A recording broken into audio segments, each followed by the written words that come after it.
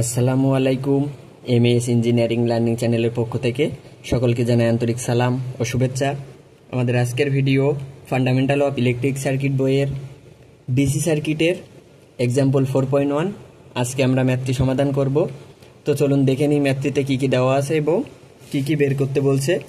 তো আমরা এখানে যদি দেখি, এখানে বলছে for the circuit find I not when Vs equals to 12 volt and Vs equals 24 volt.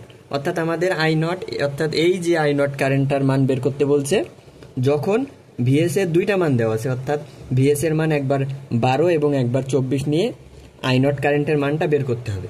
তো আমরা কিভাবে বের করতে পারি, এখানে কিন্তু কোনো মেনশন করে দেওয়া নেই, অর্থাৎ কিভাবে আমরা ম্যাথটি করব এটা বলে দেওয়া নেই। তো আমরা আমাদের ইচ্ছা মতো করতে পারি। তো যেহেতু এখানে আমরা লক্ষ্য করলে দেখতে পাই এখানে দুইটা লুপ রয়েছে বা আমরা দুইটা মেশ বলতে পারি। তো আমরা মেশ অ্যানালাইসিস ব্যবহার করে আমরা কিন্তু সহজেই এই আই নট কারেন্টের মানটা বের করতে পারবো। তো দেখি কিভাবে বের করা যায়। তো প্রথমে আমরা 1 নম্বর মেশে কেভিএল অ্যাপ্লাই করব এবং পরবর্তীতে 2 নম্বর মেশে কেভিএল অ্যাপ্লাই করব। তো দেখি আমাদের ইকুয়েশনগুলো এই কেভিএল অ্যাপ্লাই করার পরে ইকুয়েশনগুলো কেমন হয়। তো আমরা এখানে লিখি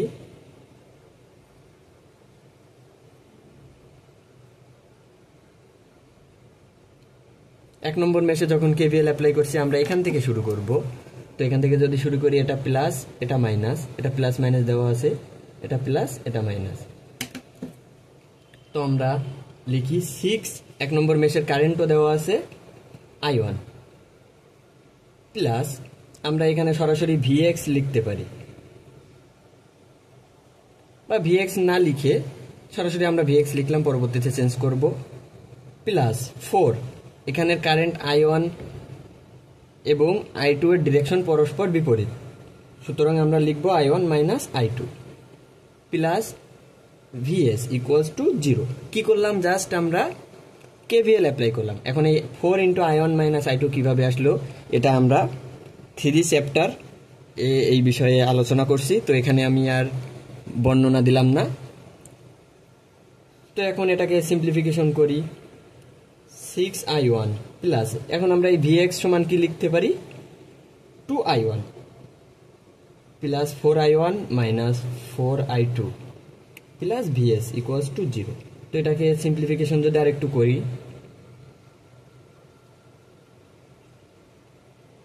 12I1 minus 4I2 plus Vs equals to 0। এটা আমরা 1 নম্বর ইকুয়েশন, অর্থাৎ আমরা একটা ইকুয়েশন পেয়ে গেলাম। এখন আমরা 2 নম্বর মেশে কেভিএল অ্যাপ্লাই করব।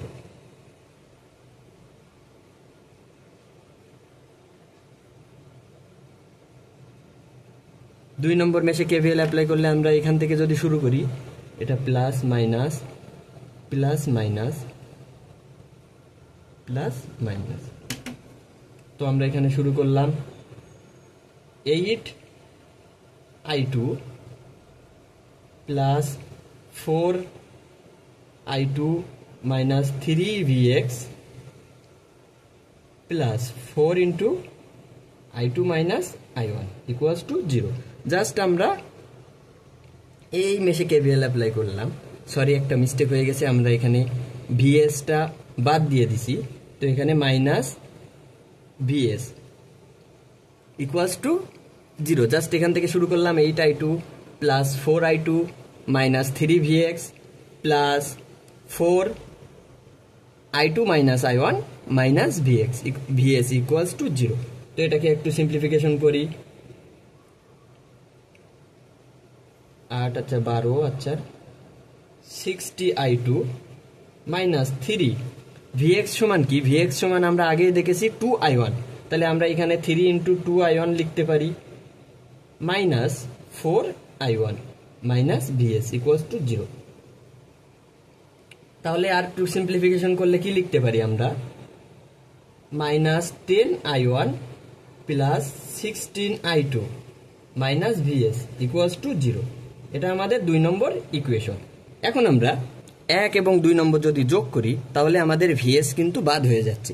তো আমরা এখানে যোগ করব,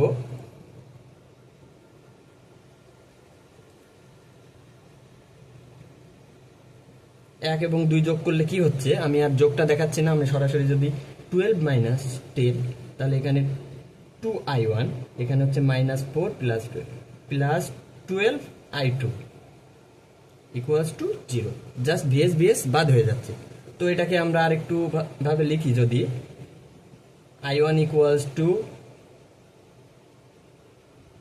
-12/2i2। তো এখান থেকে আমরা কি লিখতে পারি, i1 ইকুয়ালস টু -6i2।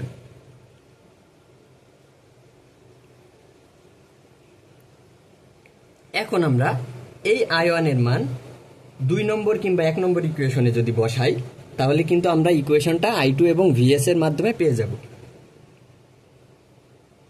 তো আমরা এখন লিখব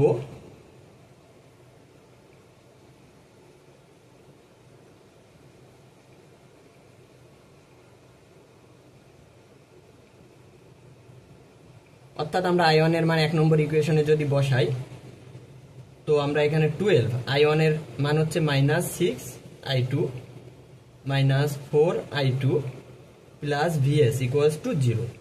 তাহলে এখান থেকে হচ্ছে কত হয়, আমরা যদি দেখি,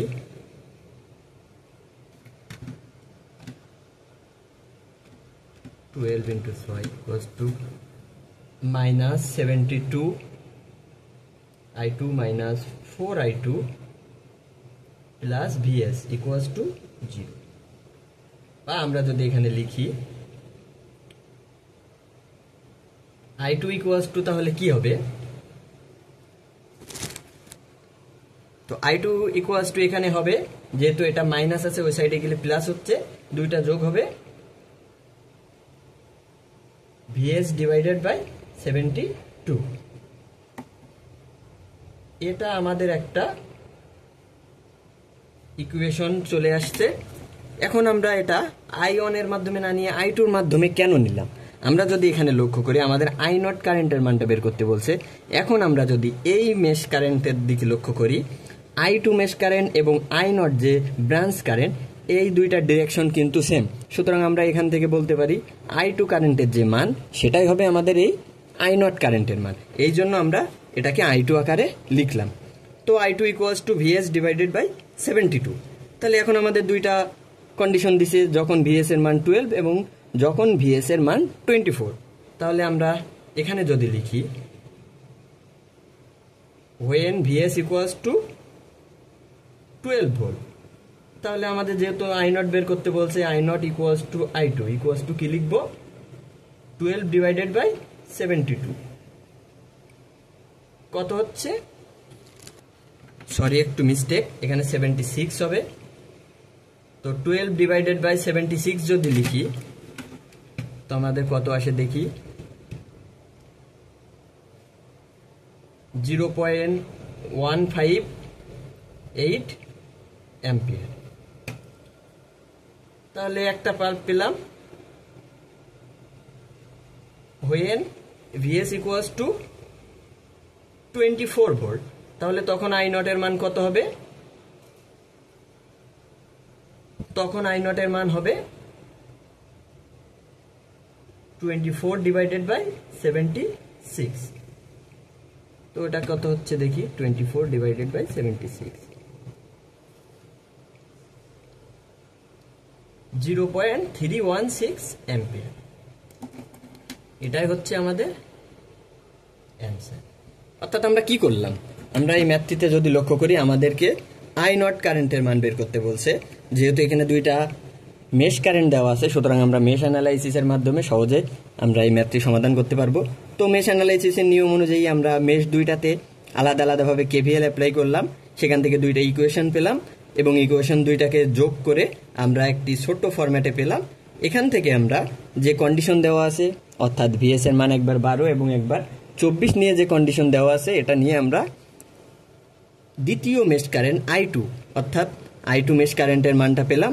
এবং এখানে যদি আমরা লক্ষ্য করি, i2 মেশ কারেন্ট এবং i0 যে ব্রাঞ্চ কারেন্ট, সেটা ডিরেকশন সেম। সুতরাং আমরা বলতে পারি i2 কারেন্টের মানই হচ্ছে i0 কারেন্টের মান। এবং এই জন্য আমরা এই যে i2 equals to vs divided by 76 পেলাম, এখান থেকে ভিএস এর মান বসিয়ে আই নট কারেন্টের মানটা পেয়ে গেলাম। আশা করি ম্যাথটি সকলে বুঝতে পারছেন। এরপরে যদি কারো কোথাও বুঝতে অসুবিধা থাকে অবশ্যই কমেন্ট করবেন। ধন্যবাদ সবাইকে।